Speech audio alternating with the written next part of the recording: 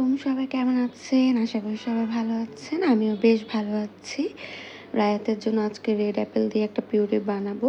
আসলে আমি red Apple দিয়ে পিউরি বানাবো এই কথাটা কেন বলছি? আমরা অনেকে বেবিদেরকে সবুজ অ্যাপেলটা দেই, মানে গ্রিন অ্যাপেলটা দেই। কিন্তু আসলে গ্রিন অ্যাপেলের চাইতে কিন্তু রেড অ্যাপেলটাই বেশি ভালো। রেড অ্যাপেলটা, সবুজ অ্যাপেলটা হচ্ছে ফাইবার বেশি থাকে, কার্বোহাইড্রেট একটুখানি আবার কম থাকে, কিন্তু আবার সুগার থাকে বেশি, তাই রেড অ্যাপেলটাই বেশি প্রেফারেবল। রেড অ্যাপেলটাই বাচ্চাদেরকে পিউরি বানানোর জন্য বেশি ভালো আর কি। যাই হোক, সবাই আমার কাছে, অনেক আপু আছে যে আমার কাছে ইনবক্সে জানতে চেয়েছে আমি ওর জন্য পিউরি কীভাবে তৈরি করি, তাই এই ভিডিওটা তৈরি করছি। এই যে প্রথমে আমি অ্যাপেলগুলোকে কেটে নিচ্ছি ভালোভাবে। অবশ্যই আপনার অ্যাপেলটাকে ভালো পানি দিয়ে ধুয়ে নিতে হবে। আমরা অনেকে কী করি, বেসিনের পানি দিয়ে ধুয়ে নিই, আসলে এটা ঠিক না। বেসিনে কলের পানি দিয়ে ধোয়া। আমি প্রথমে সারা রাত এটাকে পানিতে ডুবিয়ে রাখি, পুরো সারা রাত ধরে। আসলে 6 ঘন্টা ডুবালেও হয়, আবার অনেকে 2 ঘন্টা ডুবায়।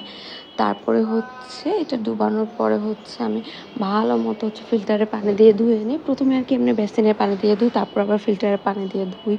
হালকা একটু পানি বয়েলড করে ওটা দিয়ে ধুই। যাই হোক, আমি সবগুলো অ্যাপেল তৈরি করে নিলাম এভাবেই।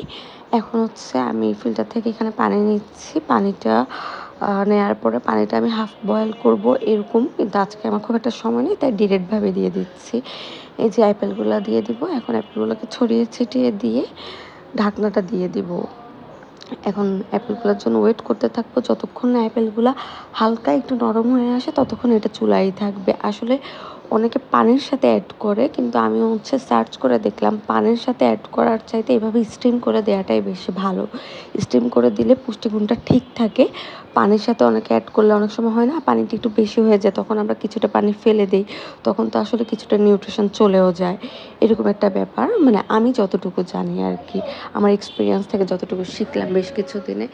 যাই হোক, এটা ভালো মতো স্টিম হয়ে গেলে একেবারেই নরম হয়ে গেছে। আসলে ব্লেন্ড করাটা আমার কাছে খুব ঝামেলা মনে হচ্ছে ইদানিং, তাই হচ্ছে আমি ব্লেন্ড না করে এই ম্যাশারটা দিয়ে ম্যাশ করে নিচ্ছি।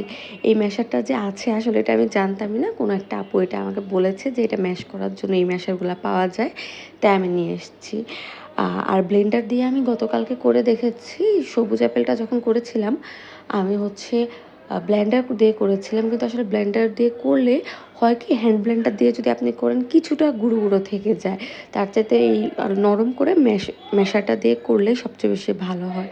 তারপর আমি একটুখানি দুধ অ্যাড করে নিচ্ছি, কারণ এটা আসলে ঠিক হয়েছে একটু, তাই হচ্ছে আমি একটুখানি হালকা একটু দুধ অ্যাড করে নিচ্ছি যাতে একটুখানি নরম হয়। আমি ওকে এটা নতুন নতুন দিচ্ছি, তাই হচ্ছে হালকা নরম করাটাই ভালো, কারণ এখন প্রথমেই যদি খুব বেশি ঠিক খেয়ে ফেলে তাহলে হয়তো গলায় লেগে যেতে পারে। তাই আমি যতটুকু, এখানে জাস্ট 30 ml দুধ দিয়েছি, 30 ml দুধ দিয়ে এটাকে একদম নরম করে নিয়েছি, পাতলা করে চেক করছি, আরও একটু ঘুটে দিচ্ছি। বাস, এভাবে তৈরি হয়ে গেল।